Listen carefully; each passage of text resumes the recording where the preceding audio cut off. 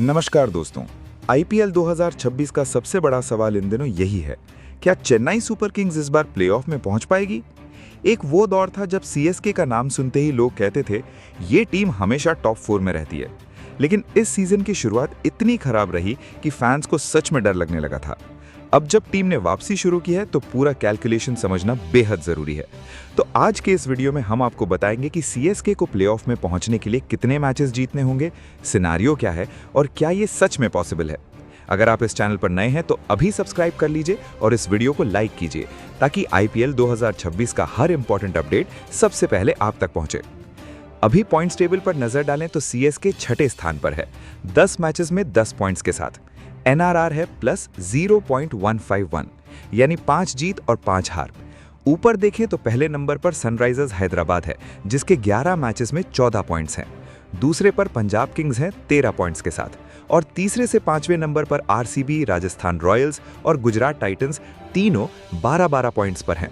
सिर्फ एनआरआर का फर्क है, यानी सीएसके टॉप 5 से सिर्फ 2 पॉइंट्स पीछे है। लड़ाई अभी बिल्कुल खत्म नहीं हुई। अब सबसे इंपॉर्टेंट सवाल, प्लेऑफ क्वालिफाई करने के लिए कितने पॉइंट्स चाहिए? आईपीएल 2022 से अब तक जो ट्रेंड रहा है उसके हिसाब से 16 पॉइंट्स यानी 8 जीत मिलने पर प्लेऑफ लगभग तय माना जाता है। 14 पॉइंट्स यानी 7 जीत पर बाहरी चांस रहता है, लेकिन वो एनआरआर और दूसरी टीम्स के रिजल्ट्स पर निर्भर करता है।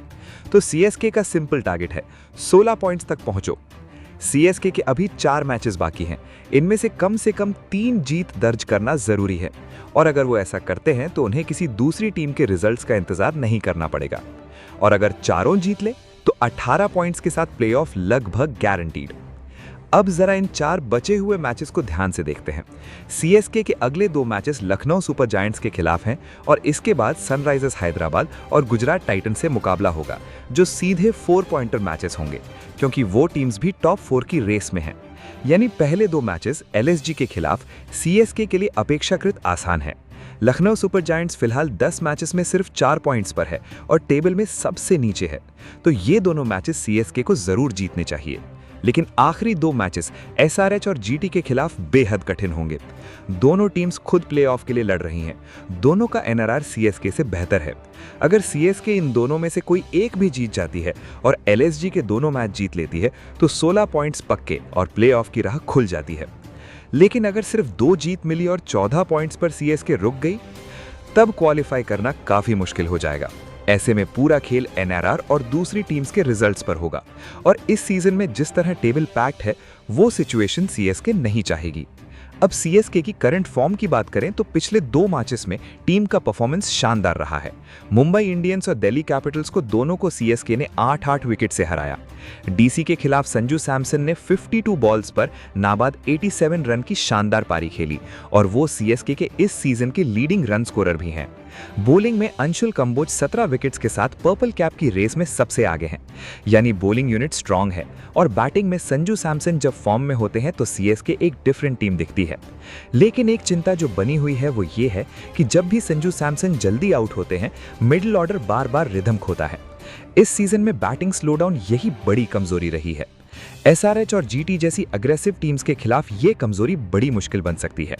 तो ओवरऑल पिक्चर ये है, सीएसके की किस्मत उनके अपने हाथ में है। एलएसजी के दोनों मैचेस जीतो और एसआरएच या जीटी में से किसी एक को भी हराओ, प्लेऑफ पक्का।